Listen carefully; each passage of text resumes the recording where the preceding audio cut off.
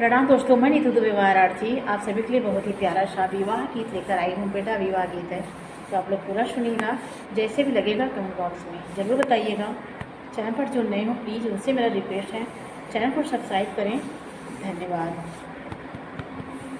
काऊ देखी छल केला छल की मछलिया, काऊ देखी भौरा मेढ़राई जी। काऊ देखी छल केला छल की मछलिया, काऊ देखी भौरा मेढ़राई जी। के करे बोलाए बेटा गया ससुररिया, के करे बोलाए बेटा गया ससुररिया। काऊ देखी गई ले लू भाई जी। जले देखी छल केला छल की मछलिया, फूल देखी भौरा मेढ़राई जी। जले देखी छल केला छल की मछलिया, फूल देखी भौरा मेढ़राई जी। सासू के बोलाए माता गए ससुररिया, सासू के बोलाए माता गए ससुररिया।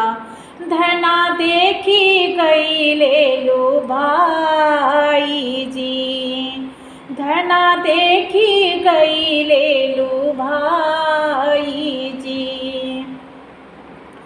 केथुआ के मोरे बेटा तोरी ससुररिया, केथुआ के लागले की बाड़े जी।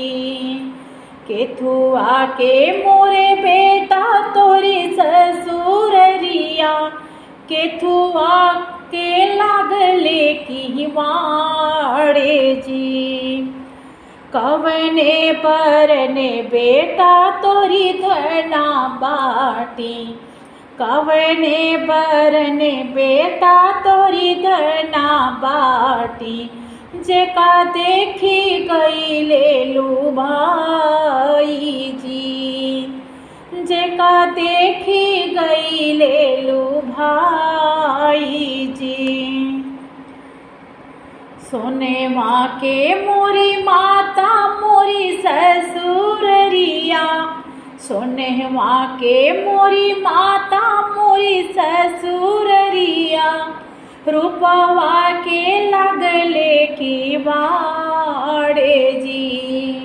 सावरे बरने माता मोरी धना बाटी, सावरे बरने माता मोरी धना बाटी।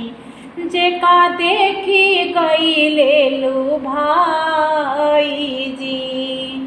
सावरे बरने माता मोरी धना बाटी, जेका देखी गई ले लू भाई जी।